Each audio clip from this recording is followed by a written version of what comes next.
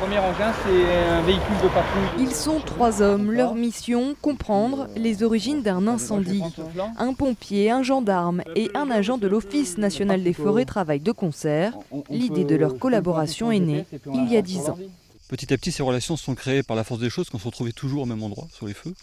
Et on s'est rendu compte que chacun avait apporté de sa science et de ses connaissances du feu, de manière à créer on va dire une base de travail, une technicité de travail, pour justement remonter à l'origine des feux. Une fois le feu éteint, cette cellule se rend sur place et aucun détail n'est laissé de côté. Température, vent, objets, tout est répertorié. En fait, on fait revivre le feu à l'envers. Et moins ça a été abîmé, moins ça a été noyé, plus on a d'indices pour travailler et remonter au plus près possible de la source du feu. Sur cette zone, c'est un mégot qui est à l'origine du sinistre. Le travail d'équipe a fonctionné, une cartographie du feu a été réalisée.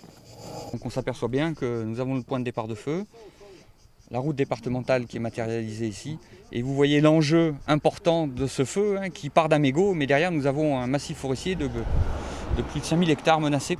On a déjà quasiment 1000 hectares qui seraient brûlés sans possibilité pour les pompiers d'accéder puisqu'il n'y a pas de piste. Chaque année, entre 400 et 500 feux partent dans le département, l'un des plus boisés de France.